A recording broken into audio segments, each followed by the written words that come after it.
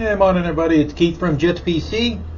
Today I just wanted to do kind of a tip on, or pass a tip along on working on these T430s. Yesterday I did the upgrade for the processor.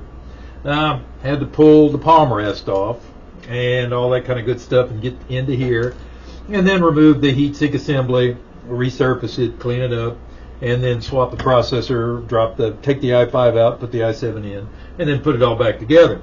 Well, messing with this palm rest, if you're not careful, you wind up cracking the plastic right there in the center kind of the palm rest.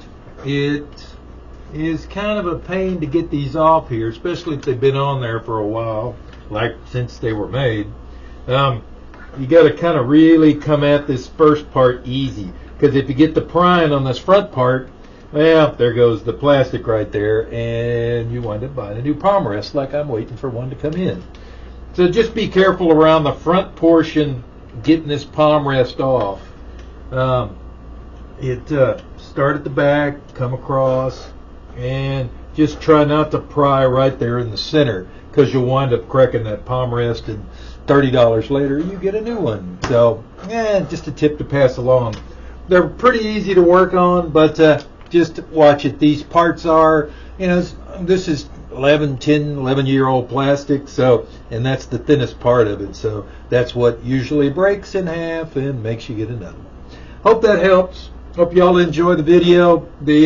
Like I say, the i7's running great in there. The thermals look normal without having to replace that heat sink. I mean, sure, if you have one sitting around or feel like spending more money, order the double lane heat sink. But like I said, the stock one cleaned up is doing fine with the thermals with that quad core in there. So something to do.